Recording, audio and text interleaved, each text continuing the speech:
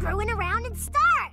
Vio here, and as you can tell by watching this video, we have a new intro, which, well, is it the greatest? Yes! But no, serious, I mean, it's there until I can get somebody to help me animate a new one. I'm probably going to try and keep the same audio. I just would rather have something simple, something like a Linthio or maybe Renisker or something with more of a picture or something that has the name pop up. I really like it. I think it's pretty decent, and tell me what you guys think, what you think I should do to try and improve it. I mean, all that stuff's great.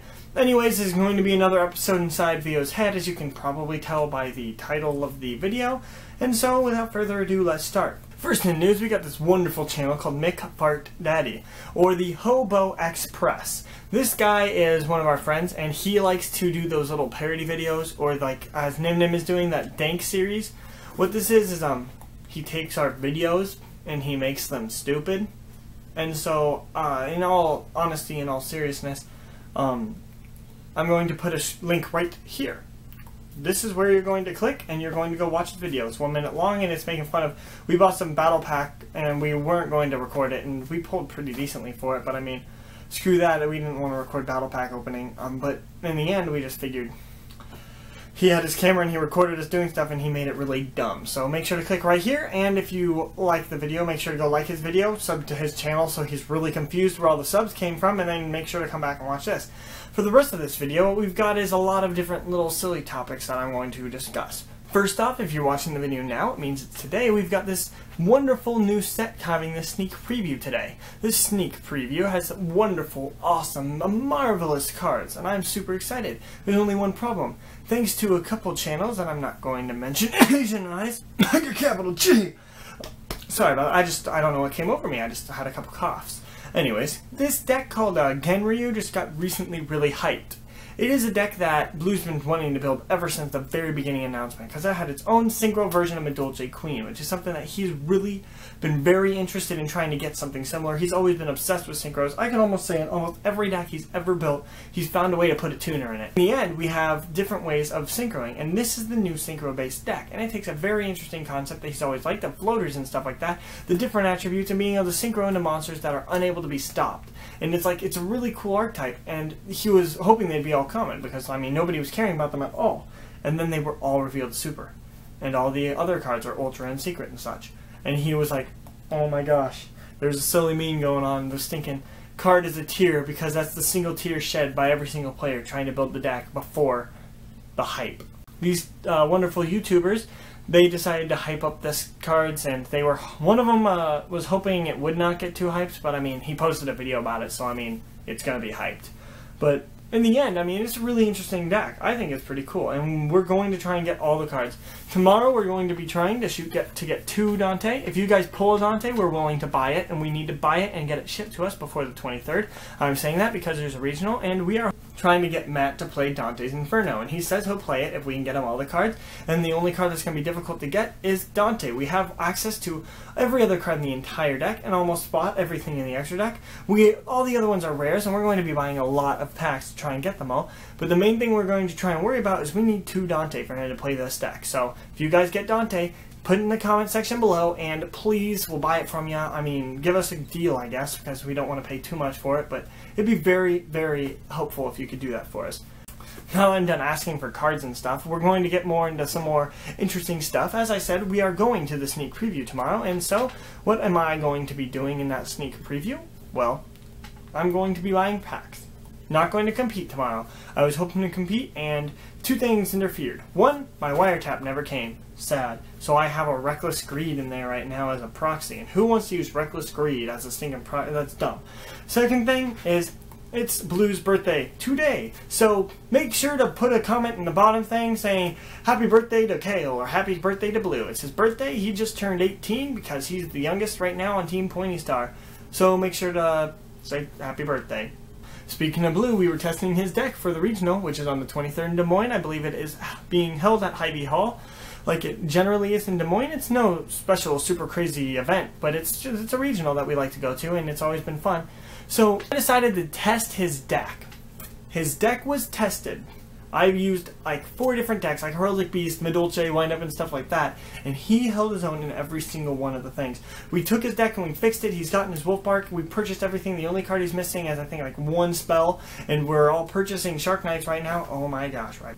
right before the Megatins, whatever, Strudus and all that crap, but we really need them for the set, so he's getting paid for a dual disc and stuff like that. We're selling stuff and buying stuff so we can get these Shark Knights, and we're hopefully going to get them all right before the regional. So what is going on here? We are going to be using all these decks. Currently, as I said earlier, we're going to have Dante's Inferno for Matt, I am playing Madolches, and Blue is going to be playing FTH. He's playing a very good build. He took a lot of the advice that you guys helped give us in the comment section below. We got him a wolf bark. We all made sure to go find one. I found a dude who was selling it for cheap and we bought it. He just got it today. He's finishing the deck. We forced him to test a ton, and as I was saying a second ago, we forced him to test against a ton of decks, and he won almost every single game. The only reason why he's buying the Shark Knight is he won almost every single game thanks to about 4 different things. 1, he was running 1 copy of Kage Tokage. That card is so clutch at 1. And the fact that he can search with King of the Feral Imps right now is amazing. He's running 1 copy, he's using King of the Feral Imps simply because he didn't have another card. He's this close to not even taking it out. That's how good it's been.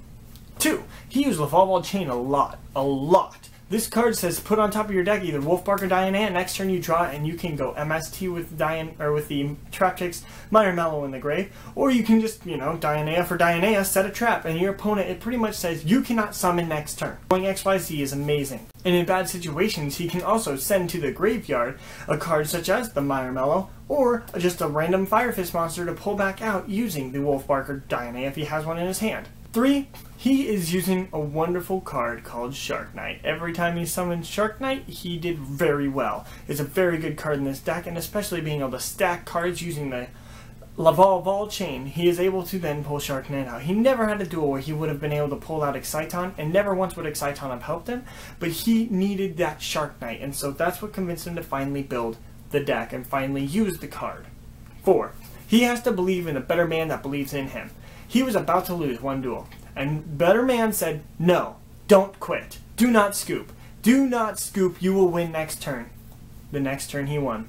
Don't ask how it did it, it was insane. He top decked of Destiny, summoned, brought back, popped cards, got more cards out, XYZ'd, and did so many combos. And he was able to completely turn the deck around, the duel around. I was playing Sylvans, next turn, top deck, Hermitry. Next turn, top deck, Hermitry. I lost. That was very bad drawing for me on that part, yes. But he got around to sink a Dragosack on the field or something crazy. So props to that. Remember, if you ever are about to lose or you're ever feeling doubt, don't believe in the heart of the cards. No. Believe in the better man that believes in you. So I've been doing a lot of dueling recently, I finished my Spellcaster Charmer deck, which is really, really fun. It's pretty much Charmer plus Prophecy put together. We talked about how we couldn't get it to work. I spent a lot of time testing, and I found a really nice, really consistent build.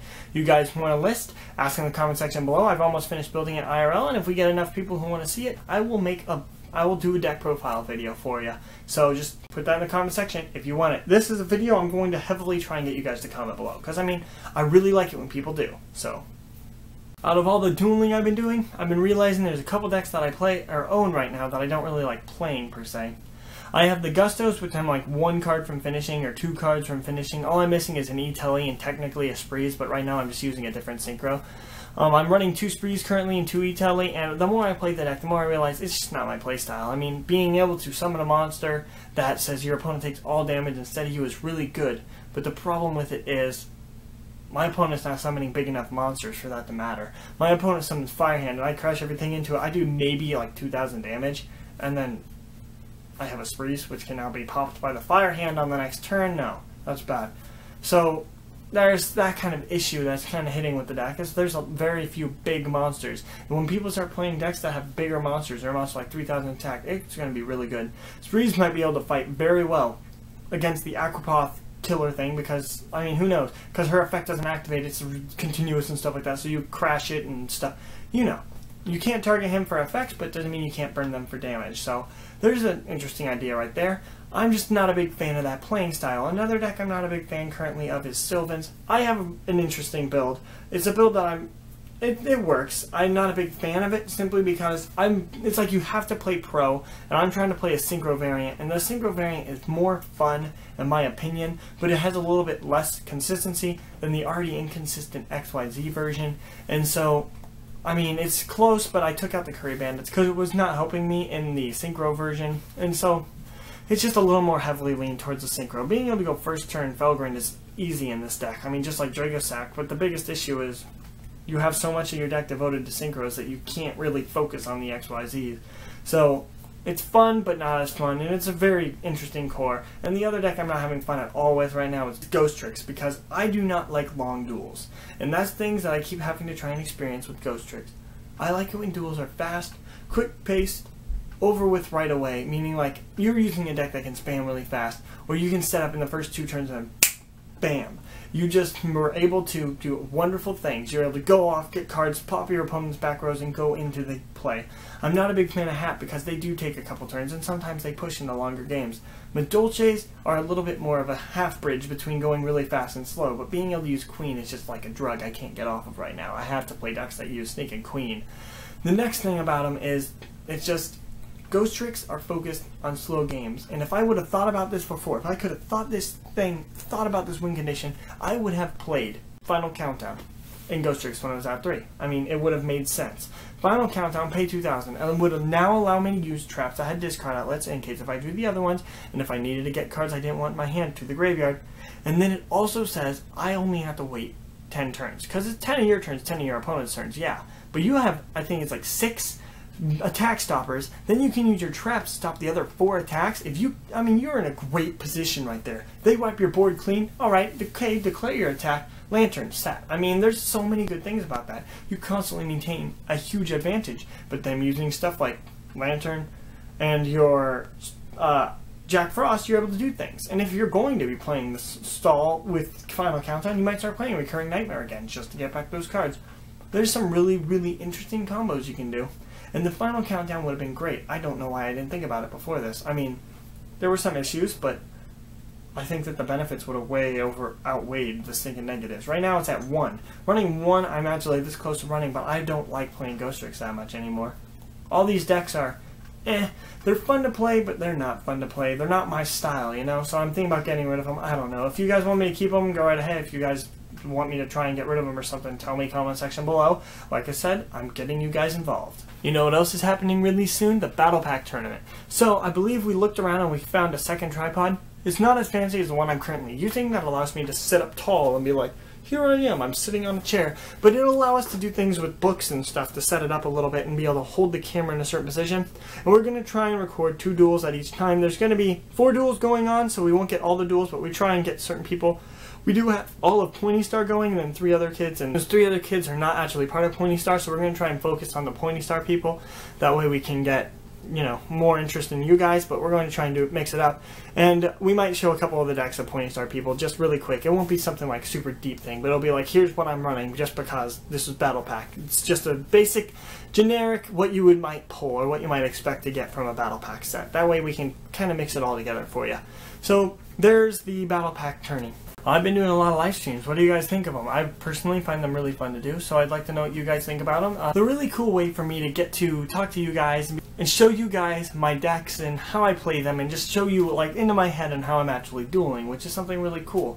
There are like the replays in different series that I can do, but this is the most effective way, I think, being able to watch me duel as I'm dueling. If you guys like these live streams, tell me. It's really nice to be able to get this feedback from you guys. That's all I got for today. I've done a lot of things in this video. This one's going to be a little bit more lengthy. Sorry about that. Thanks for watching. Like, comment, subscribe, and all that crap. And as always, have a wonderful day. Yeah.